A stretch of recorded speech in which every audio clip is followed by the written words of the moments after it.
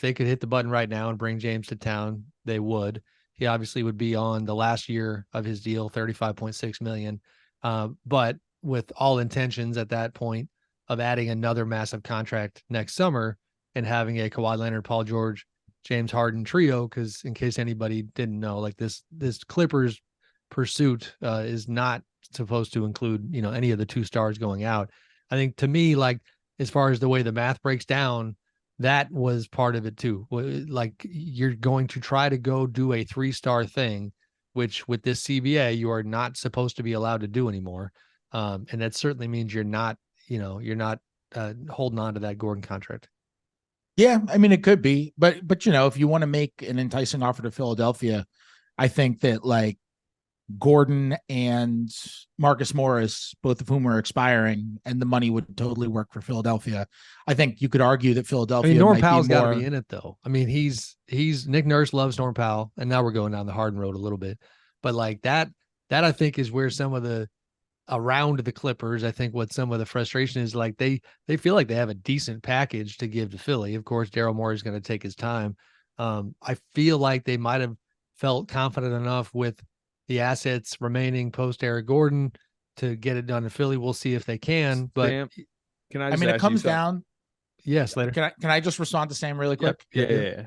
It comes down to what Philly's priorities are, because I agree Norm Powell is a better player than Eric Gordon, and Norm Powell actually had a great year last year for the Clippers, but he's got an extra year. So does Philly want to say, we still want to try to be as competitive as possible in 23-24, and then the summer of 24, go into that summer with as much money coming off the books as possible and try to have, a max slot plus a lot more? Or do you want to risk having Norm Powell pick up that player option for 24-25 and eat 20-ish million into your space, where I don't think that's like a bad deal for Norm Powell. He's a really good player coming off a really good year, and he's still in his prime. It just comes down to what Philadelphia's priorities are, and if they prefer, more flexibility with the contracts or just the better player today. So, yeah, Sam, I just wanted to kind of within this conversation ask you, because I already am kind of like smelling the fear from the Philadelphia faithful that it's going to be Ben Simmons 2.0. And you mentioned Daryl Morey will take his time, but the concern, hey, is he going to take his time all the way deep into the season camp? There's all this awkwardness. James Harden is obviously very different than Ben Simmons, particularly within his relationship with Daryl Morey historically. You could have a pulse on this situation. Like, do you think it could go to the point where it drags into camp, and like how would Harden respond if they haven't traded him, and just those dynamics? Yeah, I think it could. And I think, when James made his choice, he knows better than anybody in the NBA who he's dealing with and Daryl Morey. And there was a concern, I think, that Daryl would take his time. Now, on the Philly side, I think there was a kind of a sobering element to where, like, Daryl conversely knows James as well as anybody and knows that the idea of a discontented James Harden is, I think the way I wrote it was, unpleasant at best and untenable at worst.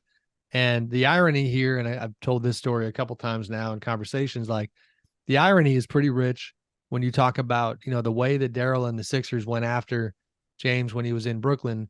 Part of their perceived leverage against the Nets was that the idea that James, once he was done in Brooklyn, that the Nets knew, and the Sixers, I think, were kind of sending this message their way, like, trust us, you don't want an unhappy James Harden. It's not pretty. And so that used to be the thing that they used to get James Harden in a trade. And now the question becomes, are they going to respond to that pressure, or is Daryl going to just take his time? I don't know the answer there. But if it did get to camp, that would surprise me if it got to camp. But yeah, I think like I wrote the other day, James extremely upset. There's a pretty high level of acrimony at this point because of how they got here. James, I think 100% thought after sacrificing $15 million last summer that he didn't have to lose sleep over the contract that was coming his way this summer. Do you know how much of that's directed at Daryl Morey or not? You know what I mean? Because like there's 99, a very friendly relationship historically. No, it's like it's all. It's between those two, essentially. Correct. Yeah, it's not nobody's trying to tell James like, oh, this was ownership or this or that. It's Daryl surprising people by being as cold and as calculated with James Harden, as he has been, with so many other situations in his career. And we know that as good as Daryl is, as, successful as he's been, like one of his major criticisms has been, the dynamics with players and kind of, EQ, if you will. And that question of like, I remember early in the Houston days, you would hear players frustrated that, they don't like being looked at as assets, as pieces, and just having executives look at the chessboard and not think about the human component.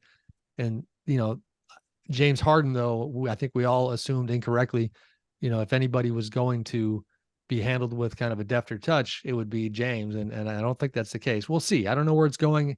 Not by any means trying to categorize Daryl as cold-blooded here, but he's good at his job, and we'll see, how the human component comes in.